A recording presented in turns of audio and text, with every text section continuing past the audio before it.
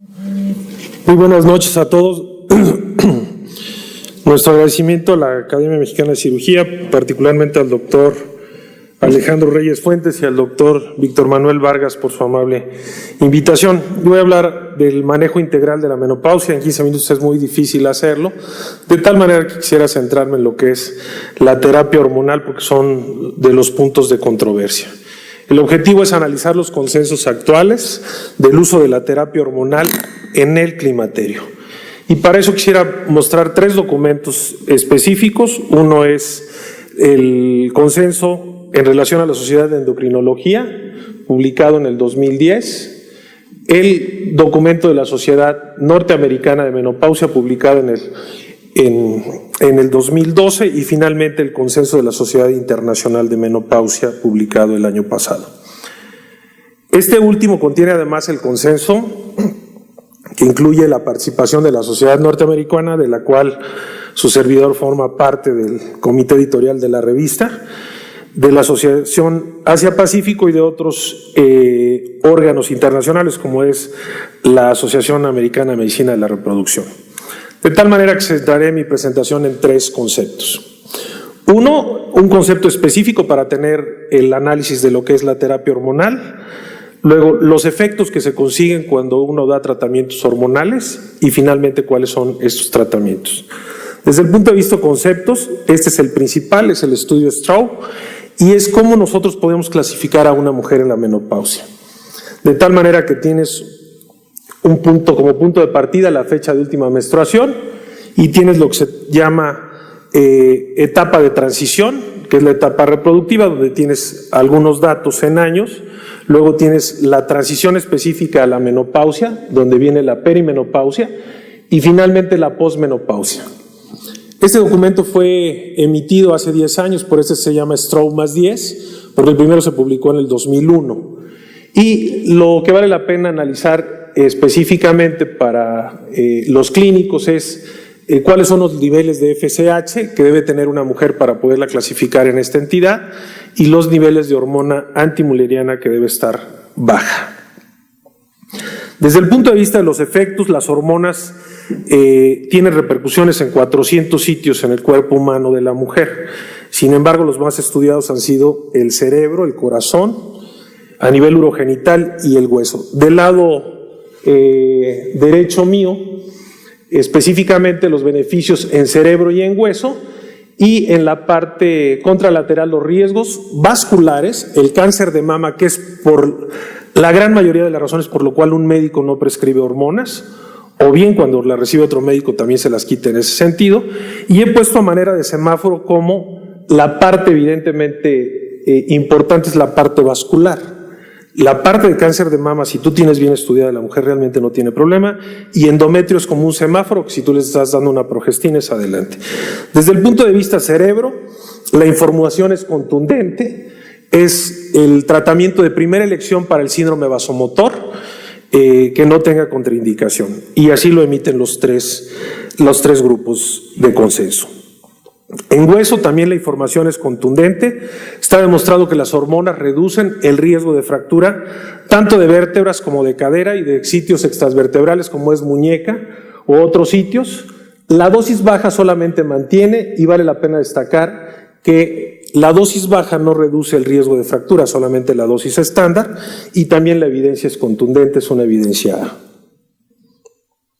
Voy a la parte de mayor controversia, que son estos 3 efectos. Los vasculares, que son 3, y que sería la enfermedad coronaria, el accidente vascular cerebral y la trombosis venosa. Desde el punto de vista de la enfermedad coronaria, si nosotros analizamos esta gráfica e hiciéramos un corte imaginario, en ese sentido en una mujer joven de 50 años y en una mujer más adulta de 60, el estrógeno tiene un efecto deleterio en la mujer de más de 60 años, mientras que tiene un efecto benéfico en la mujer de menos de 60 años. Y vean ustedes cómo en las mujeres jóvenes produce vasodilatación, disminuye la inflamación y la progresión de una lesión de placa de ateroma, mientras que en una mujer de mayor edad, el ejemplo es más de 60 años, el efecto es contralateral, se produce vasoconstricción, aumenta la inflamación y la inestabilidad de la placa. De tal manera que, resumiendo estos tres consensos, la terapia hormonal reduce el riesgo de enfermedad cardiovascular. El tiempo de inicio tiene que ser de manera temprana, es decir, no le voy a iniciar tratamiento hormonal a una mujer que tiene más de 60 años, aunque tenga síndrome vasomotor, pero sí lo voy a hacer desde luego en una mujer de menos de 60 años que acuda a mi consulta con este dato sintomatológico que es el punto de partida, la sintomatología vasomotora. Lo mismo hace la Sociedad Internacional, considerando que es una ventana de oportunidad para la protección cardiovascular, y la evidencia es muy buena, es una evidencia B que es contundente. De tal manera que he extraído este párrafo de la Sociedad Internacional que dice: la terapia hormonal mejora muchos aspectos del síndrome metabólico y reduce el riesgo de diabetes mellitus, totalmente demostrado. Existe evidencia de que la terapia hormonal puede tener efecto cardioprotector si se inicia de manera temprana. Vamos al segundo punto, que es el accidente vascular cerebral, y simplemente por hacer un análisis, el cerebro está compuesto básicamente por un tercio de vasos y podría ser el ejemplo mismo del corazón, de ahí que se considera también una ventana de oportunidad. Pero aquí vean lo que sucede. En los diferentes grupos de consenso, el estradiol tiene un efecto protector neuronal en infarto experimental y en mujeres que tienen hipertensión arterial incrementa el riesgo significativamente. De ahí que cuando tenemos una mujer con hipertensión o con diabetes, tenemos que ser muy cuidadosos en la prescripción de terapia hormonal. Aquí sí no importa la edad. Y lo que se ha demostrado es que la dosis baja no incrementa el riesgo. No puedo hablar en ese momento de dosis bajas, pero simplemente dosis baja sería un parche de estradiol de 25 microgramos o 1 miligramo de valerato de estradiol o 0.3 de estrógenos equinos conjugados. La evidencia es B. Y aquí lo que he puesto es que la dosis de estradiol transdérmica de menos de 50 microgramos de liberación por día no aumenta el riesgo de accidente vascular cerebral. En el estudio de salud de las enfermeras, el riesgo de accidente vascular cerebral no aumentó con dosis bajas de 0.3. Finalmente, la trombosis venosa. Creo que desde que somos estudiantes de medicina sabemos que las hormonas pueden aumentar el riesgo de hipercoagulabilidad de la sangre y bueno, entonces hay que tener cuidado. Entonces, una mujer que está expuesta a hormonas tiene riesgo de desarrollar trombosis. Entonces, depende mucho de la selección del tipo de progestina que hayamos seleccionado en una terapia estrógeno-progestina combinada. Tiene riesgo bajo o raro en mujeres de menos de 60 años, o sea, aquí el punto de partida es lo mismo. Y aquí lo interesante es que generalmente en la parte que tiene menor riesgo cuando la vía es no oral, o sea, es decir, tiene mayores beneficios la transdérmica o la de tipo de gel que la vía oral. También es una evidencia A. Vean ustedes, la terapia hormonal duplica el riesgo y se multiplica con factores de riesgo, es decir, en la mujer diabética, en la mujer hipertensa y en la mujer obesa. Evidentemente es el punto central sobre el que nosotros tenemos que tener cuidado cuando vamos a prescribir hormonas. Y de ahí la incidencia, es decir, hay que valorar muy bien estas pacientes con perfil de lípidos, con una buena evaluación de cintura-cadera. Sabemos que la población mexicana tiene un riesgo de diabetes muy elevada por factores genéticos específicos y por otro lado por la gran porcentaje de obesidad que tiene la población mexicana.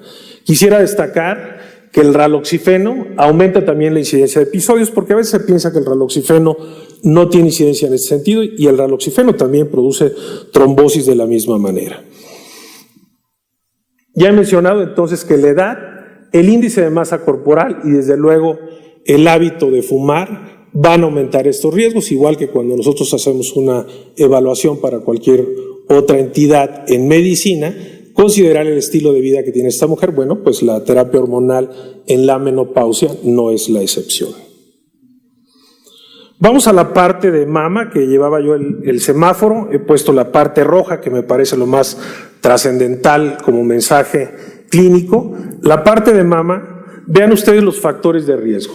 Cuando tú tienes densidad mamaria aumentada, este es el principal factor de riesgo. Una glándula mamaria, como ya se destacó en la plática inicial, con gran densidad tiene mayor riesgos. Pero vean ustedes los niveles de estradiol, la edad en que la mujer presenta su menopausia, la edad del primer parto, o si una mujer tiene sobrepeso o es obesa, tiene prácticamente el mismo riesgo que la terapia hormonal. Mientras que otros factores como tener un familiar, bien hermana o mamá con antecedente de cáncer, te lleva a la posibilidad inclusive de tener mayor riesgo, familiares en segundo grado o en mujeres que consumen 20 gramos de alcohol por día. Este es el famoso análisis del estudio WHI que presentó 1.24 de riesgo para cáncer de mama, y este es el estudio de Andrea Lacroix, se publicó recientemente, hace 3 años, y lo que se pudo observar aquí es que en aquellas mujeres que habían sido sometidas a histerectomía y que tuvieron un seguimiento de prácticamente 11 años, había una disminución de la presentación del riesgo de cáncer de mama.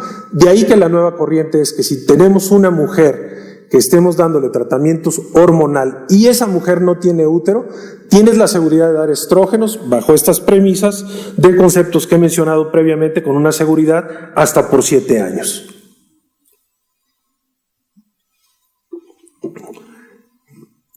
Este es de manera general, que el riesgo con estrógeno progestina se incrementa 4 a 5 años, el riesgo, y estos son los datos de WHI, que incrementó 4 a 8 casos adicionales por cada 10,000 mujeres durante 5 años. No hay consenso sobre el uso de qué progestina o si el evento debe ser cíclico, secuencial o continuo. Y finalmente, lo que he mencionado, de acuerdo a la reciente información, es que cuando tú das terapia solo con estrógeno, después de 7 años es cuando vas a tener posibilidades de incremento de riesgo.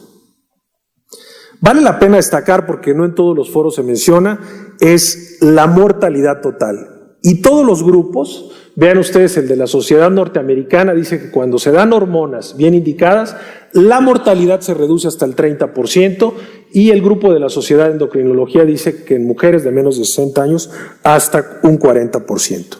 Esta es toda la gama de posibilidades que podemos tener para la prescripción, tanto estrógenos solos como estrógenos combinados, ya sea para la etapa de transición, para la perimenopausia o para la posmenopausia, inclusive combinados con algunas asociaciones de andrógenos. ¿Qué podemos decir de la duración del tratamiento? Creo que el concepto que debería aplicar más específicamente es que la mujer debe ser evaluada al menos anualmente y abandonar el concepto arbitrario de dar solo hormonas por 5 años.